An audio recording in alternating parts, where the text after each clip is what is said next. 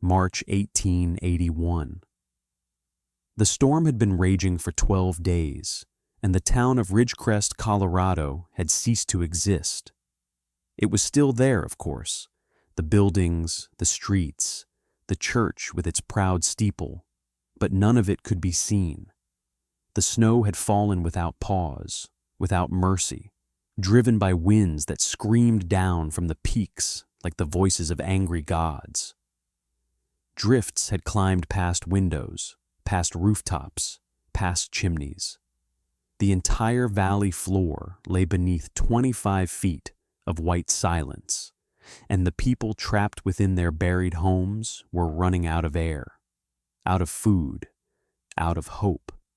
But high on the southern cliff face above the valley, in a dwelling carved into the living rock itself, Isaiah and Martha Redmond sat by their window and watched the storm spend its fury against stone that had stood for 1,000 centuries.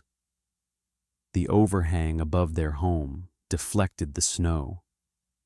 The mass of the cliff absorbed the cold. Their south-facing windows, even in the midst of the blizzard, caught what pale light filtered through the clouds. Their bay gelding, Cedar, stood warm and dry in a stable hewn from the same ancient rock.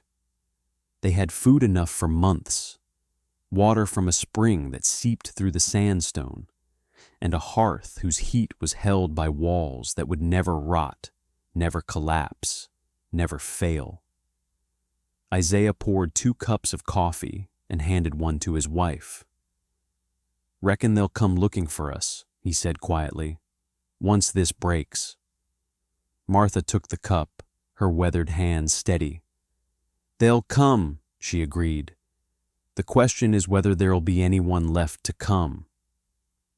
They had arrived in the Colorado Territory in the spring of 1878, 2 years before the Great Blizzard, when the mountain valleys were still wild and the promise of silver drew men like moths to flame.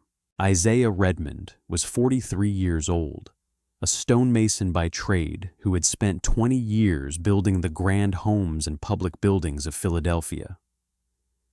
He knew stone the way a musician knows an instrument, its grain, its strength, its secrets.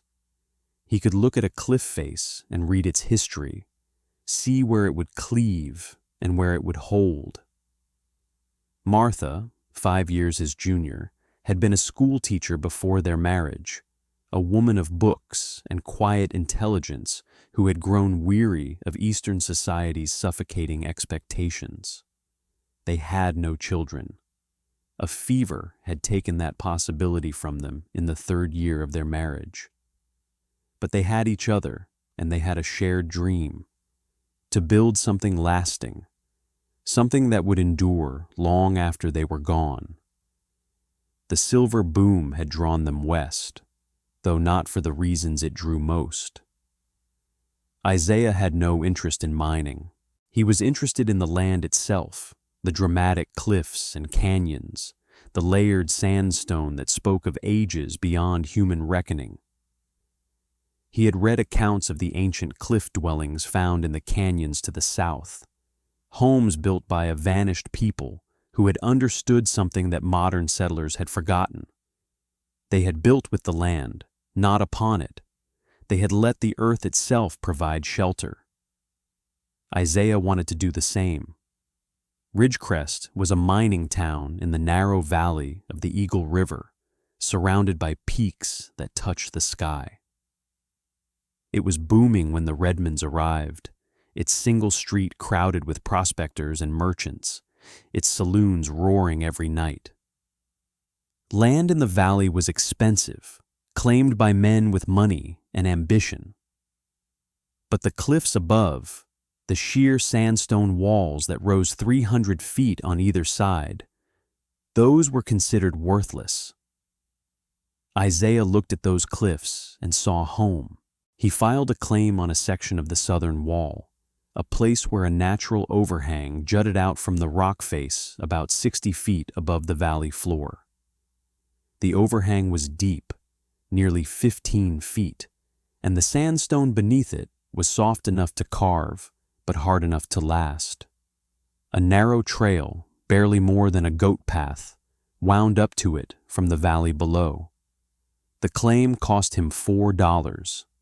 The land office clerk thought he was mad. "You mean to live on a cliff?" the clerk had asked, incredulous. "Like a bird?" "Like a man who understands stone," Isaiah replied. "Tell us in the comments where you're watching from today. Whether you're in the mountains, the plains, or somewhere the wind howls just as fierce.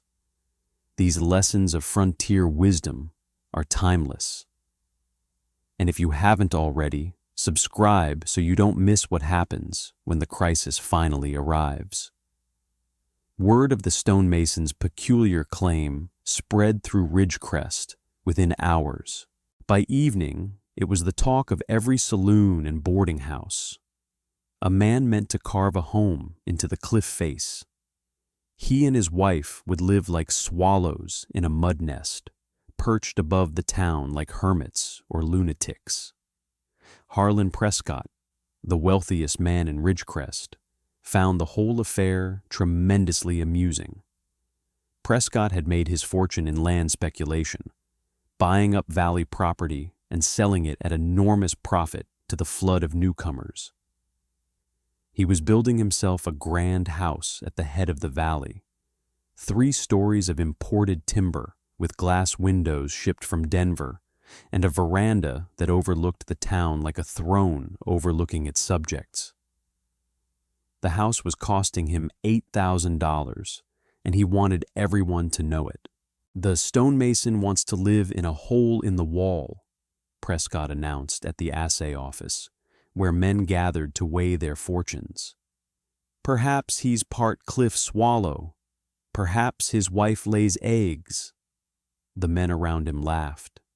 "I give them one winter, and they'll come crawling down, begging for a proper roof over their heads." The Redmond's project soon had a name: the Swallow's Nest. Heard about the Swallow's Nest became a common jest. The stonemason's building a perch for his family. Hope they don't fall off when the wind blows. Martha heard the whispers when she came to town for supplies. She saw the pitying looks, the barely concealed smirks.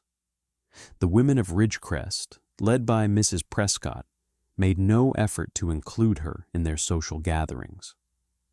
She was, they had decided, either pitiable or mad, and neither condition warranted friendship. She bore it with the quiet dignity that had always been her nature. "Let them laugh," she told Isaiah one evening, as they sat by their campfire beneath the overhang that would become their home. "Stone does not care for opinions, neither should we." The construction began in June of 1878 and continued for 14 months. Isaiah worked with the patience and precision of a man who understood that haste was the enemy of permanence. He carved into the soft sandstone with hammer and chisel, creating rooms that seemed to grow organically from the rock itself. The main chamber was 20 feet wide and 15 feet deep, with a ceiling that rose to 8 feet at its peak. A smaller chamber to the side would serve as their bedroom. A third space, connected by a short passage, would house cedar and provide storage. The overhang above provided natural protection from rain and snow. Anything falling from the sky would land 15 feet in front of their door, not upon their roof. The south-facing orientation meant that even in winter, when the sun hung low, direct light would stream through their windows for hours each day, warming the stone floor. And the stone itself was the greatest gift. Isaiah knew that rock, unlike wood, held heat. A stone floor warmed by the winter sun would radiate that warmth long into the night. The mass of the cliff behind them would never drop below 50 degrees, even in the coldest months. They were not building a house that sat upon the earth. They were building a house that was part of the earth, sharing in its ancient, stable warmth. Martha worked alongside him every day. She learned to mix mortar, to fit stones, to read the grain of the sandstone. Her hands, once soft from holding chalk and books, became calloused and strong. Cedar hauled materials up the narrow trail, timber for the window frames and door, glass for the windows, iron for the hinges. The total cost, including the claim and all materials, came to $234. By August of 1879, the Swallow's Nest was complete. It was modest by the standards of Ridgecrest's boomtown ambitions, but it was beautiful in its simplicity. A home that seemed to have grown from the cliff itself, its windows catching the morning light, its entrance sheltered beneath the great stone overhang. If you're enjoying this story, hit that hype button right now. It's free, takes a second, and helps this video reach more people who need to see it. Now, back to the story. The first winter, 1879 to 1880, was mild by Colorado standards. Snow fell, but not excessively. The temperatures dropped, but not to the killing cold that the high country could produce. The Redmonds passed the season in remarkable comfort. Their stone floors, warmed by the winter sun, kept the interior temperate with only a small fire in the hearth.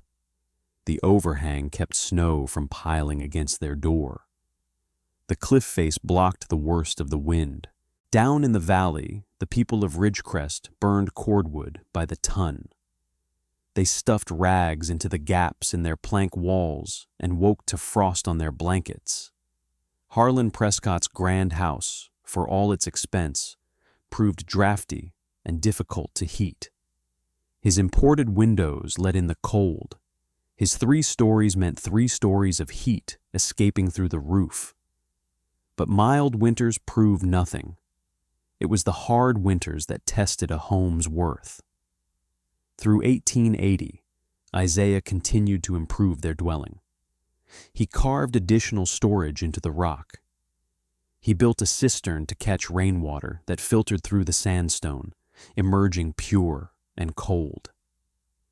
He laid in supplies, dried meat, preserved vegetables, flour and salt and coffee, enough to last 6 months if necessary.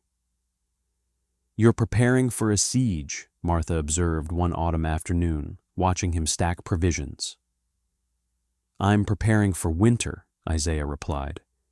"In the mountains, that's the same thing." The old-timers had been talking all summer. The signs were bad, they said. The elk had moved to lower ground too early. The squirrels were gathering with unusual frenzy. The woolly caterpillars were solid black from end to end. An old Ute man, one of the few who still passed through the territory, had told the owner of the general store that the coming winter would be one for the stories, a winter that would separate the living from the dead. Ridgecrest paid little attention. The silver was still flowing. The money was still good. Winter was just something to endure between seasons of prosperity. The first storm arrived on March 2nd, 1881. It was not unusual. A heavy snowfall driven by strong winds, the kind of spring storm that the mountains produced regularly. But it did not stop. Day after day, the snow continued. The temperature plunged. The wind howled down the valley, piling drifts against buildings with terrifying speed. By the 5th day, the lower floors of most structures were completely buried. By the 8th day, only chimneys and the peaks of roofs were visible. By the 10th day, even those had disappeared.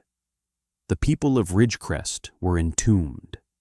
In their buried homes, families huddled around stoves that consumed their dwindling firewood at alarming rates. The snow, pressing against walls and roofs, insulated them from the worst cold, but also threatened to collapse their structures. Worse, it blocked their chimneys. Smoke filled rooms. Families had to choose between freezing and suffocating. Harlan Prescott's grand house fared worst of all. Its 3 stories meant more surface area for snow to press against. Its imported timbers, designed for eastern climates, groaned and cracked under the weight. On the 9th day, the entire north wall collapsed inward, burying the parlor under tons of snow. The Prescott family retreated to the kitchen, the only room still intact, and prayed. If Wild West Retribution has become part of your week, consider joining the channel membership. Just a couple dollars a month keeps these stories coming. Links below, and hit that hype button if you haven't already. Now, back to the story. 60 feet above the valley floor, the Redmonds watched the disaster unfold. Their cliff dwelling performed exactly as Isaiah had designed. The great overhang deflected the falling snow, sending it cascading past their windows to the drifts below. The wind, which howled with murderous fury through the valley, could not reach them. The cliff face blocked it entirely. Their south-facing windows caught whatever light penetrated the storm clouds, keeping their spirits as warm as their stone floors kept their bodies. They had heat. They had food. They had water from the spring that seeped eternally through the sandstone. They had each other. But they also had consciences. "There are children down there," Martha said on the 7th day, staring out at the white void that had swallowed the valley. "Families. They're dying, Isaiah." "I know," he said quietly. "Can we reach them?" Isaiah studied the cliff face, the trail that wound down to the valley, now buried under 20 feet of snow. He calculated angles and distances, thought about ropes and anchors, considered the risks. "Maybe," he said, "when the storm breaks." It broke on the 12th day. The wind died. The snow stopped. The sun emerged, brilliant and blinding, over a landscape that looked like the surface of the moon. Isaiah and Martha began their rescue operation within the hour. Isaiah had prepared for this possibility, though he had never spoken of it to Martha. He had anchored iron rings into the cliff face during construction, points where ropes could be secured. He had stockpiled extra rope, extra provisions, extra blankets. He had, without fully admitting it to himself, known that this day might come. They descended on ropes, Isaiah first, then Martha, lowering themselves down the cliff face to the surface of the snow. The snow was so deep and so densely packed that they could walk on its surface, a surreal experience, like walking on the roof of the world. They found the first chimney by its faint wisp of smoke. Isaiah dug while Martha called down the shaft. A voice answered, weak, terrified, but alive. It was the Patterson family, 4 souls who had been surviving on melted snow and the last scraps of their larder. They dug for 6 hours, opening a passage wide enough for the Pattersons to climb out. Then they moved to the next chimney and the next. Over the following 3 days, the Redmonds pulled 31 people from the buried town of Ridgecrest. They led them, one group at a time, up the narrow trail to the cliff dwelling that everyone had mocked. The swallow's nest, designed for 2, somehow accommodated dozens, packed into its chambers like the ancient peoples who had built the first cliff homes centuries before. They shared everything, their food, their water, their warmth. Martha organized the refugees, rationing supplies, tending to the frostbitten and the ill. Isaiah continued the rescue operations, digging out those who remained. Harlan Prescott was among the last to be saved. They found him on the 4th day, huddled with his wife and 2 children in the ruins of his kitchen, the only part of his $8,000 mansion still standing. He was barely conscious, his face blackened by frostbite, his grand ambitions reduced to a desperate clinging to life. Isaiah dug him out himself, hauling the man up through the shaft of snow like a miner pulling ore from the earth. Prescott's wife and children followed, weeping with relief and exhaustion. At the base of the cliff, Prescott stopped. He looked up at the dwelling he had mocked, the swallow's nest, warm and secure and utterly unharmed by the storm that had destroyed everything he had built. "I called you mad," he whispered. "I said you were fools." Isaiah said nothing. He simply extended his hand.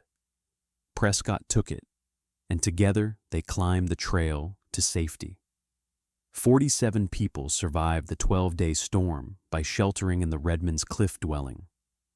Another 18 survived in their buried homes, rescued by the efforts that Isaiah and Martha organized. 17 souls perished, frozen in structures that could not protect them, or suffocated when their chimneys became blocked. It was a tragedy, but without the swallow's nest, it would have been an annihilation. The reckoning came in April, when the snow had finally melted enough for the survivors to assess the devastation. Ridgecrest was destroyed. Every building in the valley had either collapsed or been so damaged as to require complete reconstruction. Harlan Prescott's grand house was nothing but a pile of shattered timber and broken glass. A gathering was called at the base of the cliff, in the shadow of the dwelling that had saved so many. There was no building left standing large enough to hold the assembly. Prescott spoke first. He was a changed man, his frostbitten face still healing, his pride completely gone.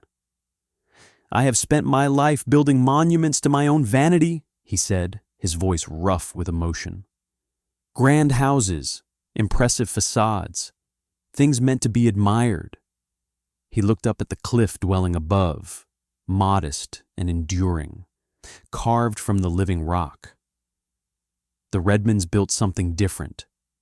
They built something that would last, something that worked with the land instead of against it.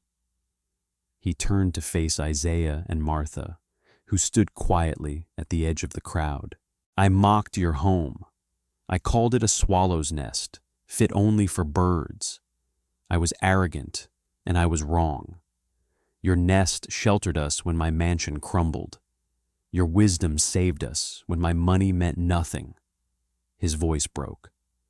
"I have nothing left to offer but my gratitude and my apology. Both are yours for whatever they are worth." Martha stepped forward. Her voice was clear and calm, carrying across the silent assembly. "Mr. Prescott, you owe us no apology. We built our home for ourselves, not to prove anyone wrong. The stone does not judge. The cliff does not remember insults. We are all alive, and that is what matters."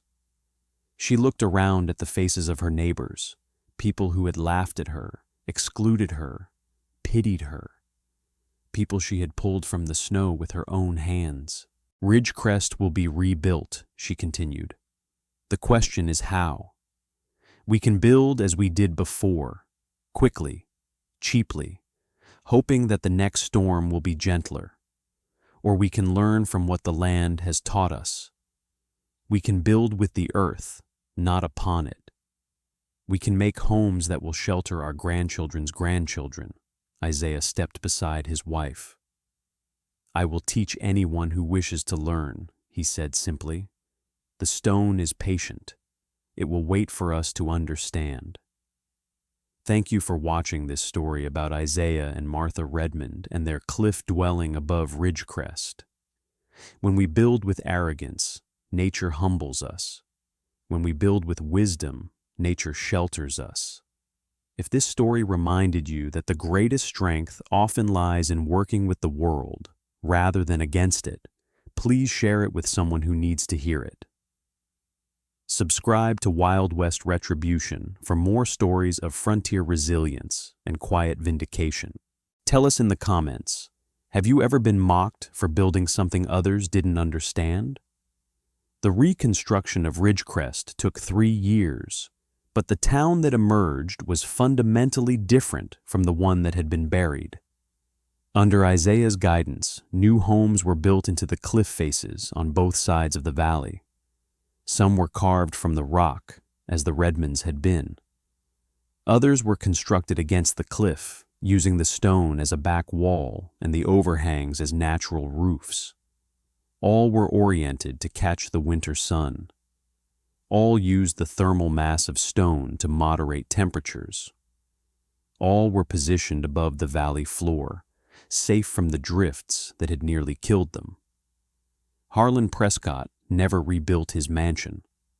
Instead, he funded the construction of a community hall carved into the eastern cliff, a gathering place that could shelter the entire town if disaster struck again.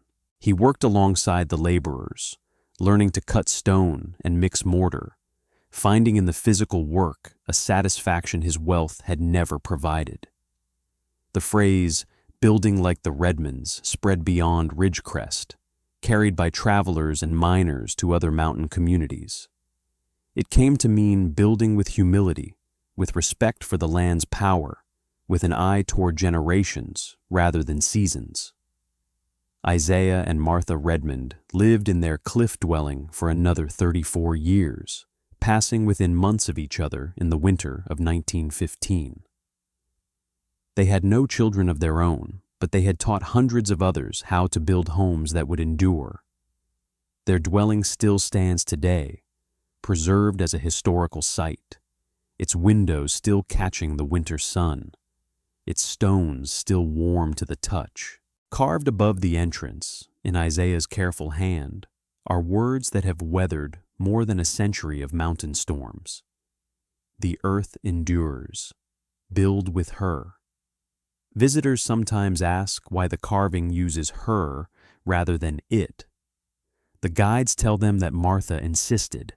She said the earth was not a thing to be conquered, but a partner to be respected. She had always been the wiser of the two.